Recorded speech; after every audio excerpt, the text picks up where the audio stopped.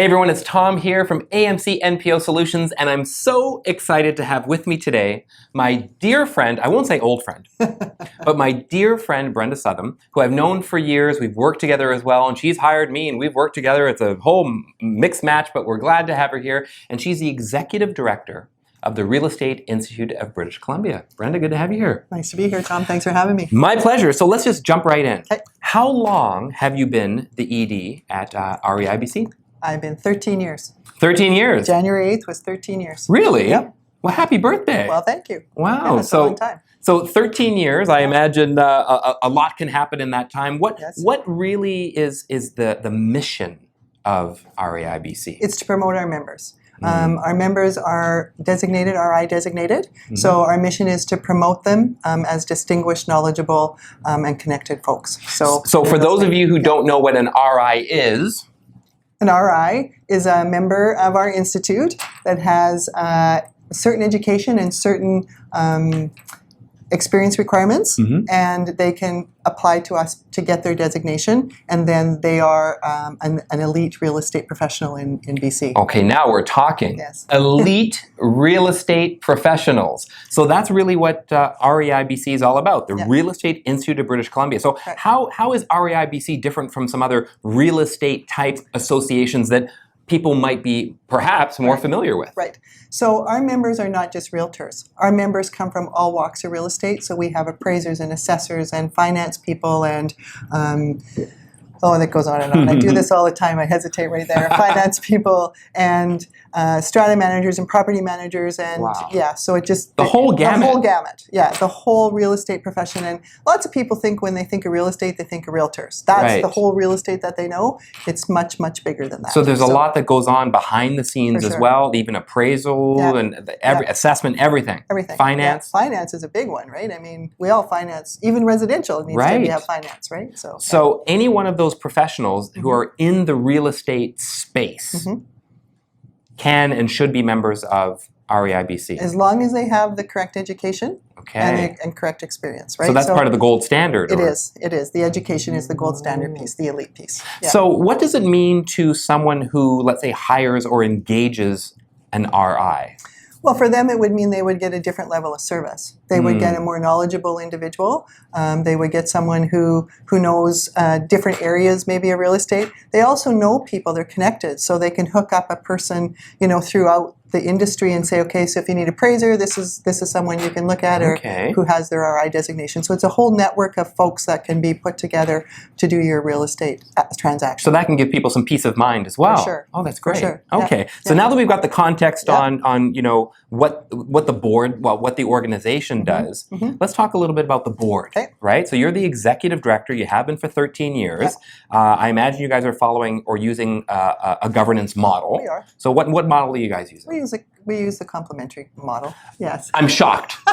As I was asking that question, it just seemed like the worst leading question you could possibly ask. It was pretty bad. It was pretty bad, yeah. But so you guys are using the complementary model of board governance. Yeah.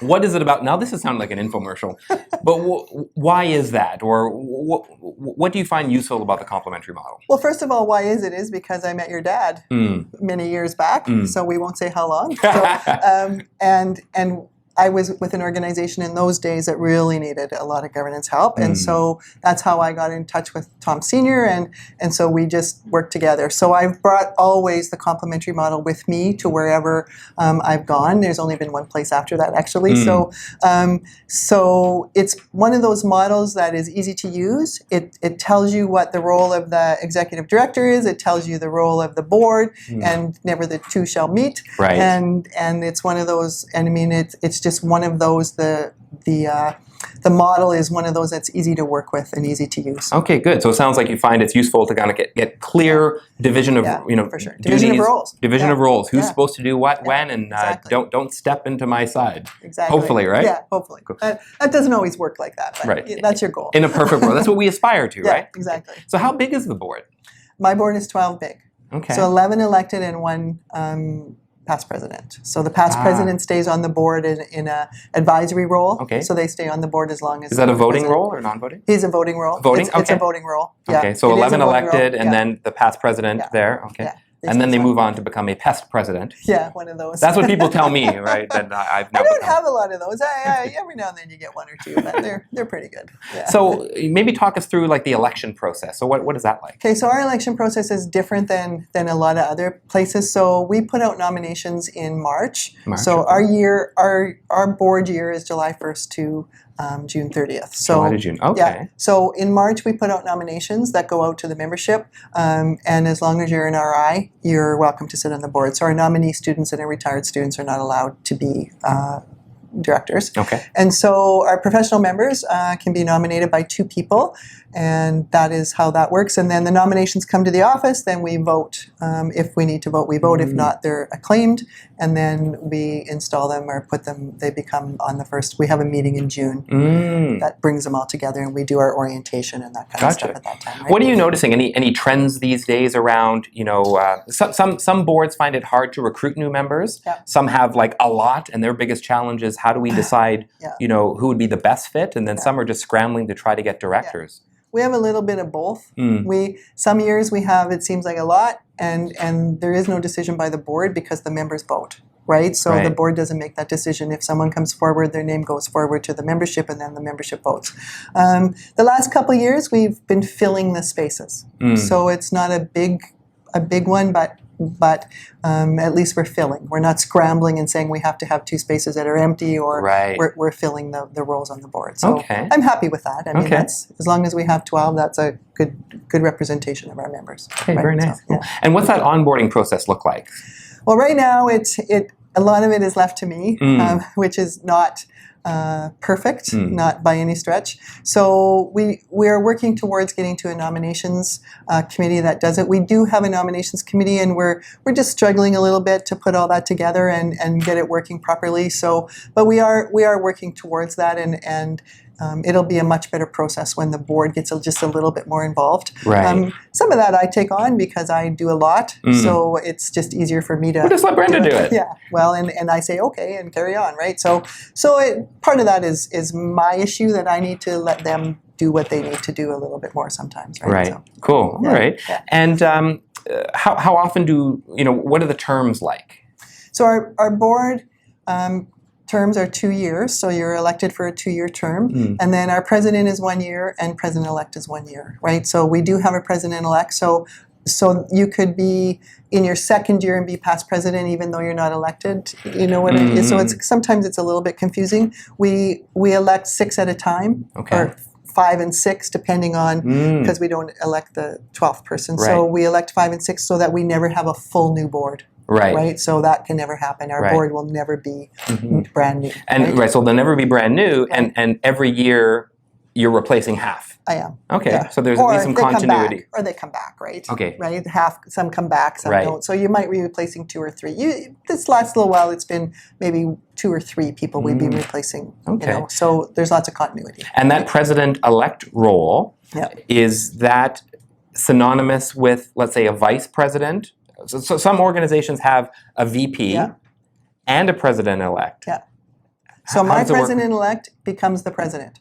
Right. No if, and, buts, or maybe. Right. We don't have a VP role. So we used to have a VP role, and there was always that question of, are they going to become the president? Right. And so there was this really weird cultural thing at the June board meeting, like who's going to be the president, right? And you just didn't kind of know. So we talked about that at length and how to change that, and we decided on a president-elect. And that way we know who's going to become president, so we can start training earlier as well, too. It's not going to be a big shock in June of who's going to become the president, right? We know who's. And that helps you with succession planning. For sure. Okay. For sure. It's a really positive piece. Okay. So speaking of succession planning and boards and whatnot, do you guys do any sort of performance evaluations of the board? Yeah. We do one a year for sure of the entire board, and then if I remember, we do an evaluation after every in-person board meeting to see an evaluation after every in-person board meeting. Yeah. That's 3 times a year. You heard it here, folks. Okay, so you guys meet 3 times a year. Yeah, we meet on conference calls too, but we don't evaluate those. Only the in-person board meetings, which is 3 times a year. Wow. Yeah. Okay. Yeah. And we do an evaluation after every one of those board meetings. So these evaluations, maybe kind of talk us through what is involved in that, or what are you evaluating? Well, we're evaluating, was the stuff on the board agenda supposed to be on the board agenda? Was it really was it board decisions, or was it something I should be doing but have it on a board table?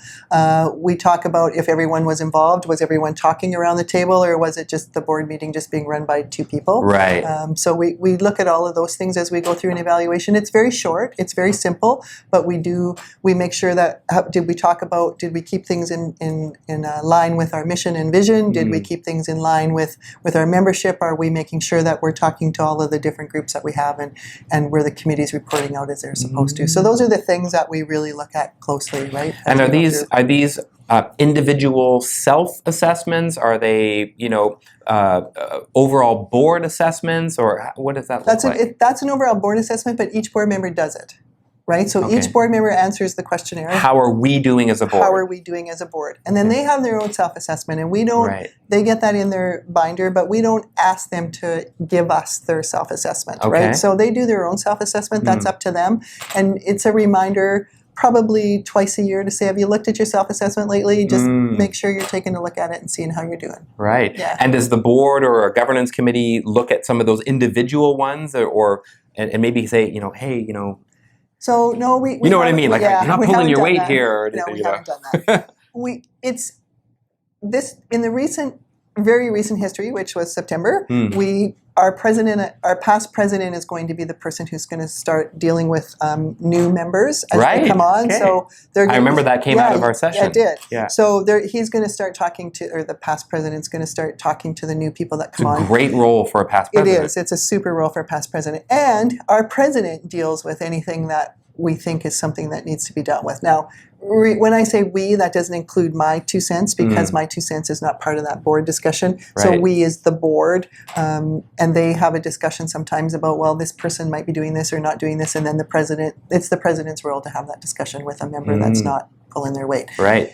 My board is really good about those things, Tom. They are really good about saying so-and-so is not pulling their weight. This is the second meeting they haven't been at, one more, and we're supposed to tell them they're gone, but we like the input when they're here, so can we have this discussion? So then the president phones that board member and has a discussion. Right. So I think it's so really important to hold people accountable. It's huge. Because look, I mean, every person who's sitting in that board seat that's not contributing is taking up space for someone that would love to come in here and be an active part, right? Exactly. It's a big deal. Yeah. It's a big deal. So what about orientation for new board chairs? I mean, what does that look like? Well, because we know who our chair is going to be, we probably once a year we ask them to chair a meeting, and I spend a lot of time usually with those people, right? So we talk governance, we talk what their role is, we do training, of course, which you do for us. So we do all of those things every year. So anyone coming up through our board knows what their role is by the time they become the president. If they don't know, it's because they're not paying attention. It's not for lack of trying, it's not for right? lack of trying, right? So we have that, and then we have an orientation for the entire board, which the president partakes in. I actually do the orientation so that the president can hear and watch and see what's going on with everyone else around the table. I don't necessarily have to watch everybody and see if they're, but the president does that. So I do the actual orientation for the board. That's great. Yeah. So I noticed you use the term president as the senior elected officer. We do. So what's that thought process around that versus, let's say, chair? I don't know. Okay. It's been like that forever, and we've never talked about changing it. One of the reasons people change that is because their CEO becomes president and CEO. Right, and when we say president and CEO, we're talking about the chief staff officer, right? So quite often they're the executive director or president and CEO or registrar or managing director. So it can be confusing. Right, it can be confusing. But we're not. I'm the executive officer. Right. They're the president, and that's just as simple as it becomes, right? Okay. So we've never changed it. It's just been like that forever. And I think that's kind of old school. I think it is old school, and we've been around since 1962, so that's fair enough. Okay, by definition. Yeah. Okay, cool. Yeah. So on the question of manuals, right? So do you have board manuals? What staff manuals? What does that look like? So we have board manuals. For sure we have board manuals, and that board manual gets given to every board member the first meeting in June, which is usually the second Thursday of June every year. So that's part of that orientation, that onboarding. And we go through the binder, and we go through it all. I don't read everything that's in it, but we certainly go through, and when we get to the piece where there's all the policies and all the minutes, we ask them to please peruse it at least so that you can and understand what's going on. So your first board meeting in September, you're not going, what is that? Right. What are we talking about? Yeah, because it is in the minutes or it's in, and it gives them an opportunity to call me or to call a board member if they need some more clarification about what's going on and what's happening. So that first year on the board is always difficult. I sit on boards as well. So that first year as a board member, you're kind of going, what's happening? Fast, and it too. does, right? And you kind of go, what's going on? But there's opportunity to fill yourself in a little bit more if you want to. And I've noticed that from sitting on boards and, of course, what I do for a living, that it give them the information, right? It lets them be more participative earlier, quicker, faster, Sure. right? Yeah. So, yeah. And what about like a code of conduct? We have a code of conduct. The code of conduct is the code of conduct we got from AMC. So right. we use that code of conduct. It's word for word, and we just use that code of conduct. So it's For the directors. For the directors. So this is an important distinction. Yes. I'm not talking about a code of conduct for the EO or the CEO or the ED. We're talking a code of conduct for the volunteer directors for the board. Yes, and they have job descriptions as well. Look at that, right? So how they need to be. Yes. And I think that's so important, Brenda, because a lot of people think of, and I get it, because I've also volunteered to serve on boards as well. So you just, hey, I'm just here, I want to help. Yeah. And quite often boards haven't undergone any kind of a training at all, and they're just kind of doing their thing. And nobody at the table knows who's supposed to do what. Yeah. But when you have that structure in place, you go, well, wait a minute, this is an important seat that I'm sitting in. Well, it's really important in BC. You're responsible, right? So it's really important. For sure. Right? So you need to take it important. And so we wrote job descriptions, and we have code of conducts, and the code of conduct is very simple. It says you need to treat people with respect and be honest and, deal with things. So not being conflicts of interest and all those kinds of guidelines, things, right? Like all of those things, right? So, but it's really important because it is an important role. And there's other people, if you don't want to do it, there's other people that do. For sure. Right? Okay. So last couple things. Okay. If you had any, what are some of the pitfalls that you see happen sometimes with boards as it relates to governance? Like what are some warning signs, things to look out for? Because that could be quite useful for people out there. Oh boy. So there's lots of them. No, I'm Where do we start, right? Yeah. So I think that one of the things that you'll start to notice, especially in my role, is that people want to do what you do. People want to tell you how to do what you're doing and tell you how to do your job. And as soon as you have... You mean the volunteer board wants to tell the ED, you know what you should be doing more of? Exactly. Okay. Right. Or this is how I would do that. Right. Right? So as soon as that starts happening, you know that your board is no longer in the governance mode, or at least some people aren't, and that's a sign. They're in the weeds mode. They're in the weeds, and we need to get them out of the weeds, right? So that's a president conversation, and if it is your president, then it's a past president conversation that says you need to help me with this conversation, right? I never take that on myself because they are my employer, right? But I always participate, and because it's important for them to understand, right, how I feel about it as well, right? So that's a big one for me. That's a big one. And the other one is when you're in training and everybody knows everything. Right. When you're in training and everybody's nodding their head and everyone knows what's going on all the time, you're in trouble. Because not everybody knows what's going on all the time. And if nobody has one question, or nobody has a kind of puzzled look on their face, or no one says, oh, I didn't really understand it like that, you probably need to take a step back and go, okay, so what have we missed here? What's going on? Because no board knows everything. Right. Just like no ED knows everything. Sure. Right? Sure. We don't know everything. Right? So when things are going well, right? When things are going really well as far as like governance, I mean, what is that looking like? That looks like the board meets. We talk high level. I love this statement they use, 30,000 feet. We're talking high level. Here's where we are. What's going on there, and how are we looking going forward? These are our strategic goals. Where are we in those strategic goals? And of course, that's my job to tell them where they are at the strategic goals, and if they're working or not working, and then we can have a bigger conversation. So the really positive side is everyone stays out of everybody else's business, and we just kind of go and do what we need to do. And if I need help, that's when I go to my board. And if they want more information, they come to me and say, we're not understanding what's going on here or what's happening. So that to me is a really positive board, right? When when everybody knows their role and you just carry on and do your thing. Well, that's what we talk about. We call it the complementary model. We do. Not complimentary, not free, but complement as in the board and the ED, they complement each other, right? I mean, it's not about who's better and who but we work together as a team. Everyone has a part to play. So when everyone comes together and they know their roles, it's a lot smoother, isn't it? Yeah, that's and great. it works well. And it's a fun job then, right? Yeah. Thank you very much, Brenda. I hope you guys found this useful. This was really great to kind of hear this, and I'm curious about what are your thoughts about governance and what are you guys doing and what's working and what's not. Thanks again, Brenda. Great to have you here. Thanks, Tom. It's good to be here. Thank you. Thanks.